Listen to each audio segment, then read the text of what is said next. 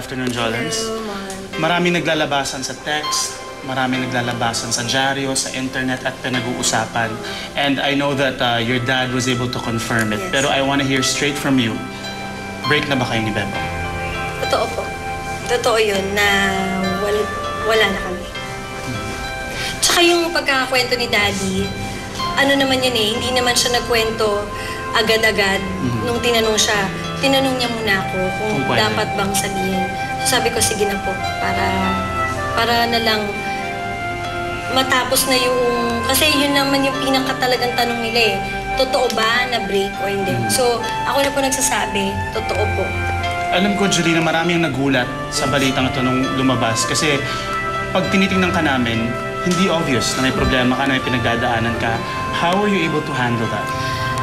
Kasi para naman sa akin, siguro yung pagiging extrovert ko, doon nakikita ng mga tao na pag marami akong kasama, parang bigla na lang iniisip ko, bakit kung nalulungkot ako, bakit ko sila ihahawa? Bakit ko sila isasama dun sa lungkot ko, di ba? Di, pagkasama ko yung mga tao, pag nasa work, halimbawa, kahit na mga ganyang kwentuhan lang, kung hindi ko talaga kaya na mabigat yung loob ko, aalis na lang ako. Kaysa yung, guys, malungkot ako. Yung ganun, hindi kasi ako ganun tipong tao eh. Gusto ko pa rin yung nasa paligid ko. Kung masaya sila, masaya kami. So, nung time na yon na may mga pinagdadaanan ako, pagka na lang hindi ko talaga kaya, nasa bahay lang ako, nagpe-pray ako. Pero pagka may mga friends, pag nasa unang hirit, sa totoo lang, nagulat nga yung mga taga-unang hirit eh, kasi talaga hindi nila ako nakitaan ni katiting. And halos everyday ka nandun, di ba? Yes. So, mga friends ko, yung family ko, talagang tinago ko ng ako lang.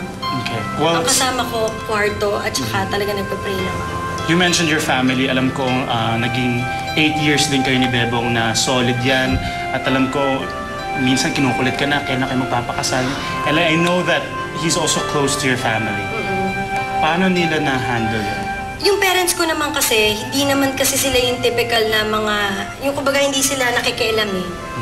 Halimbawa, kahit sino sa amin magkakapatid, kung meron kami mga personal na mga bagay na alam nila or kumbaga pakiramdam nila kaya namin i-handle, hindi sila nakikialam unless dumiretso kami, Dad, Mom, please help me, ganun.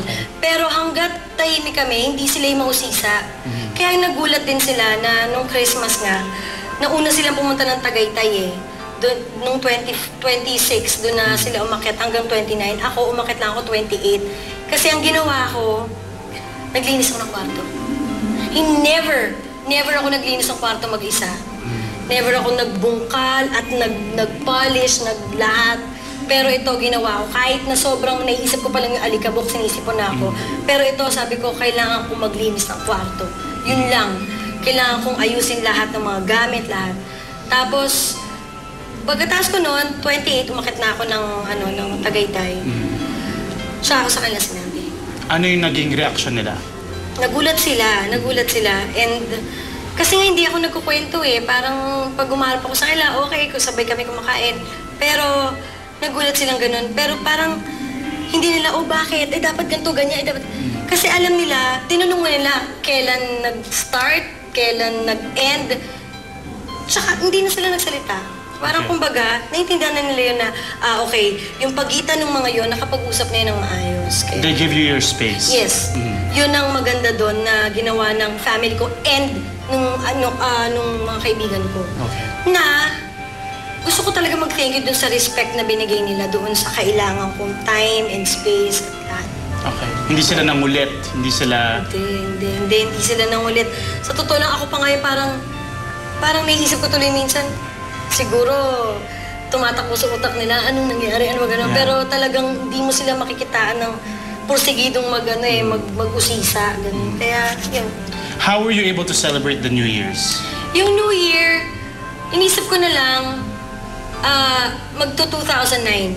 Yung 2008 medyo difficult din para sa akin eh. Okay. Lalo na itong pa-end eh, di ba? So, para rin kay Bebong din, difficult din for both of us individually and as a couple.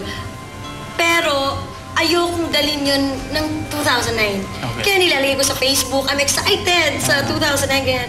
syempre, kahit ba masakit yung kalooban ko, kailangan ko maging positive eh, para dalhin ko na lang din yung sarili ko. Total, wala naman din ako ibang kunentuhan eh. Okay. Kailangan ko matutong dalhin din yung sarili ko dahil, syempre, ayokong yung ma-down ka na nga, lalo mo pang iaan yung sarili mo, nakikinig ka ng music, ang lamig-lamig, kulang na lang, gumaganong ka sa wall, di ba? Parang, sa akin, 2009, bagong buhay, kumbaga masarap gumising sa umaga. Yun nalang iniisip ko para naman gumaang yung loob ko. Okay, and I think that's one of your traits, being positive, staying positive. Now, I know you mentioned that you nilinis mo yung kwarto mo. Ito ba ay isang sign na you are looking forward, moving forward? Siguro naman kahit naman na sinong nagkaroon ng ganong klaseng paghihiwalay, at ganun kahaba yung pinanggalingan. Kahit sino, parang gusto lang maging positive.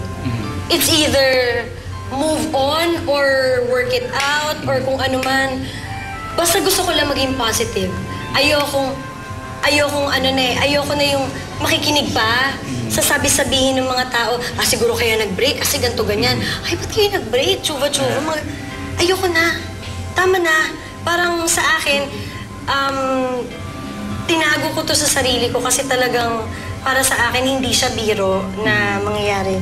And kumbaga parang syempre respeto din dun sa mga ibang tao na sa akin, sa family ko, sa family ni Bebong. So, yun na lang. Yun lang po, totoo po na yun nga, nawala na. And yun na talaga ang masasagot ko ngayon. Okay, well, thank you so much for being here, Jolens. I know hindi naging madali. And last na lang, a message mo sa mga tao who continue to support you, who will always be there by your side no matter what. Sa lahat ng mga nag-text at nagbibigay ng support at saka ng sa totoo lang sa ngayon, medyo pa po ako. Gusto ko mag-thank you sa lahat. Pero sa ngayon, hindi ko pa siguro ma-express masyado kung gaano ako thankful dun sa support niyo. Pero medyo pa ako, manhid. Saka parang minsan nga pag napapag-usapan, parang nahihilo pa ako eh. Parang nagdidilim pa yung paningin ko eh. Pero yun, thank you. Alright, thank you so much, Jolens. Thank you.